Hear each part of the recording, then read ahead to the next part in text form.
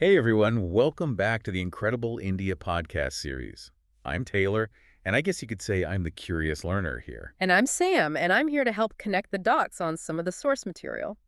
So for today's deep dive, we're doing something, well, it feels a bit like time travel, actually. We're going back 1,000 years. All the way back to the 11th century. And we're looking at it through the eyes of one man in particular, a scholar named Abu Rayhan Al-Biruni.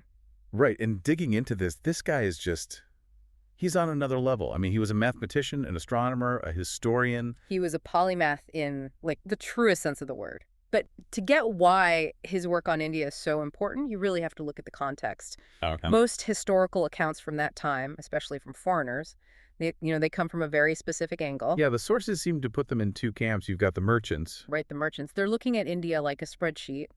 What can we buy? What can we sell? Is this profitable? And then you have the other type, the diplomats, the conquerors. They're looking for military weaknesses, political power structures. It's all about utility. What can this place do for me? But Al-Biruni was different. He wasn't there for profit or for propaganda. Not at all. He was driven by something the sources call methodical curiosity. And that makes him a really rare figure in history. A foreigner who basically refused to judge a place before he learned the rules of that world. Methodical curiosity. I love that phrase because it implies a system. It's not just, oh, that's interesting. It's rigorous. It was. And that rigor came from his background. He was born in Central Asia, Khwarezm. And by the time he got to India, he was already this intellectual heavyweight in the Islamic Golden Age. So he comes to India with this incredible toolkit. But even for him, the research says understanding India was seen as this impossible task. It was like hitting an intellectual brick wall. I mean, think about the barriers. He's a Muslim scholar entering a largely Hindu world. And the language. The language was the biggest hurdle. We're talking about Sanskrit. And he knew, he actually wrote about this, that he couldn't just rely on translators. Ah, the telephone game problem. Exactly. You're not getting the original idea. You're getting the translator's version of the idea, which could be completely wrong. So what did he do? This is what the sources call his radical premise. Mm-hmm. He decided that the only way to get the source code of a culture Is to learn the coding language. Yes. So he did the homework. I feel like that's an understatement. Oh, it's the ultimate understatement. He spent years learning Sanskrit. Wow. And not just, enough to get by at the market. No. He learned technical, scientific, philosophical Sanskrit, the kind of dense language that even native speakers would struggle with. He sat with Brahmin priests, debated astronomers. He went straight to the source. It had to. And because he did that, he wasn't just collecting like a list of weird facts about India. He was doing something we would now call comparative anthropology. He was comparing Indian ideas with Greek and Islamic ones?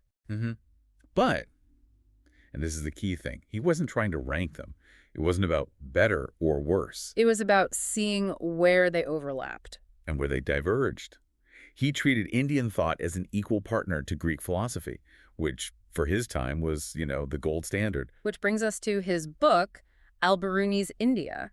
And I have to say, if you pick it up expecting a travel diary, you're in for a surprise. It is definitely not a travelogue. There are no stories about, the great food I ate or anything like that. It reads like a dissertation. Because it is one. It's a systematic documentation of how Indians thought about, well, everything. Time, space, numbers, God, society.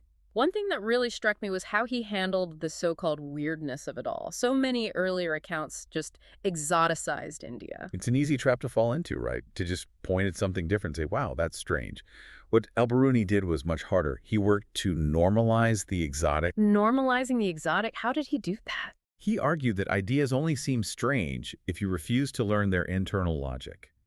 Once you understand the starting point, the conclusion usually makes a certain kind of sense. Okay, give me an example. Time, the concept of time. The Indian texts he was reading talked about these vast cosmic cycles, kalpas and yugas. These are the ones that last for even billions of years, right? Exactly. Now, to someone from his world, where the universe was thought to be only a few thousand years old, that would have sounded like pure fantasy. Like a fairy tale. I mean, ironically, it's closer to what modern science tells us, but back then. Right.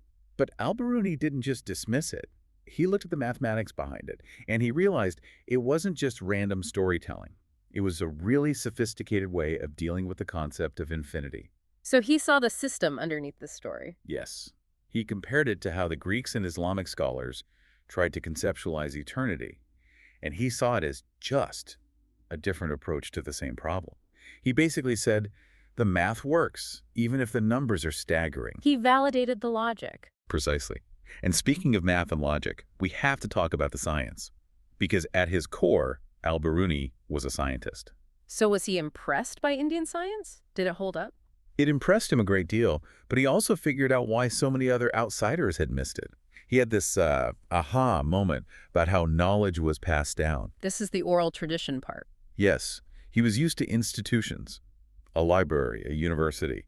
You go to a building, you find a book. The knowledge is physically there. But in India, he couldn't find the library. Because the library was walking around. Knowledge was invested in people, in lineages of teachers and students. It was all passed down orally through really strict memorization. So other travelers just saw people chanting and thought it was just religious ritual. They thought it was just poetry. Hmm. But Al-Biruni, because he knew the language, he understood they were reciting complex formulas for astronomy, advanced mathematics. They were carrying entire textbooks in their minds. It's like a decentralized knowledge system. It is. And the results were sophisticated.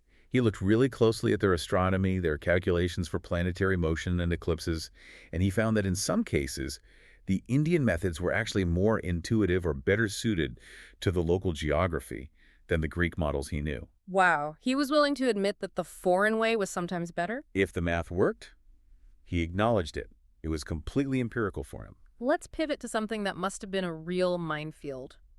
Religion. He was a devout Muslim describing Hindu practices to a Muslim audience. How did he navigate that? This is where his character really comes through. The sources all talk about his unusual restraint. He would describe Hindu beliefs, the rituals, the caste system, and he did it without mockery or moral panic. No judgment. Almost none. He just explained, this is what they believe, this is why they do this is how it functions in their society. He was a neutral observer. That feels so incredibly modern for 1,000 years ago. It really is. And he didn't just stop there. He actually criticized his own side, his fellow Muslims, for refusing to even try to understand India on its own terms. He famously argued that ignorance breeds distortion.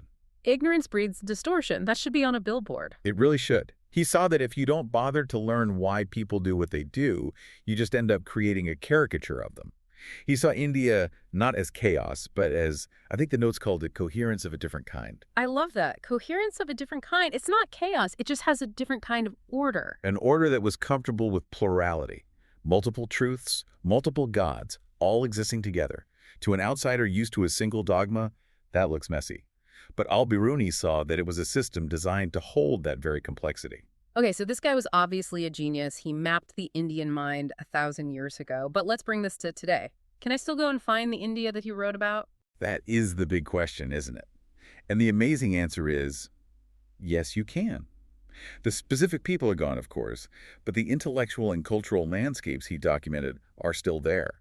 The sources mentioned a few places. Let's start with Varanasi. Varanasi is one of the oldest living cities on Earth. Al-Biruni described it as this major center of learning, and it still is.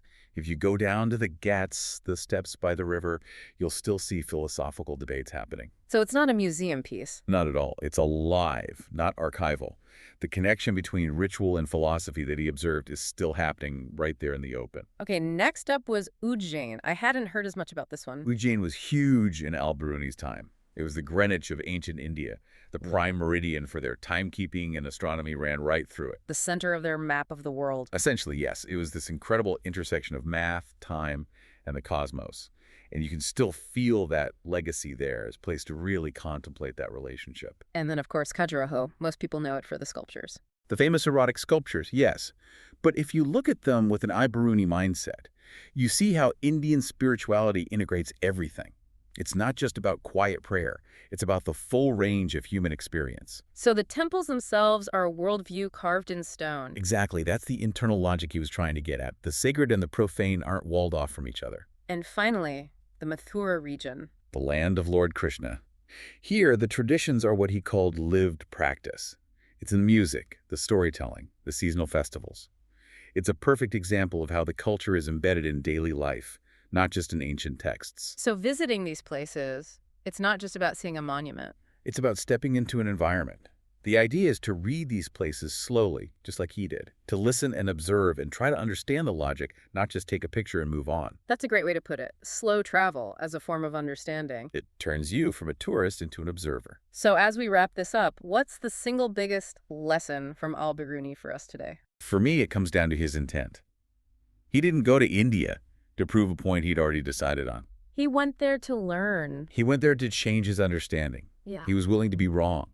He even admits in his book when he doesn't know something or couldn't get access to certain information. That honesty is what makes him so credible. Exactly. That restraint, that humility to admit what you don't know, that's why we're still talking about him 1,000 years later. It's the difference between showing up to judge and showing up to listen. And in a world that moves so fast, with so many snap judgments, his approach is a powerful reminder that real understanding takes time and humility. Well said. A call to maybe slow down and try to see the internal logic in things. Definitely. Now, speaking of actually going, if this deep dive has made you want to see these places for yourself, we do have a recommendation. If you decide to travel to India, we have a recommendation. 5 Senses Tours, organized tours across India, which are immersive cultural experiences. They really focus on that deeper, slow travel approach we've been talking about. You can email contact@fivesensestours.com. And just note that 5 is written as a numeral and contact at fivesensestours.com. Or you can WhatsApp them at +919 845 677 446. We'll have all that info in the show notes. For now, thank you for joining us on this trip back in time. See you next time.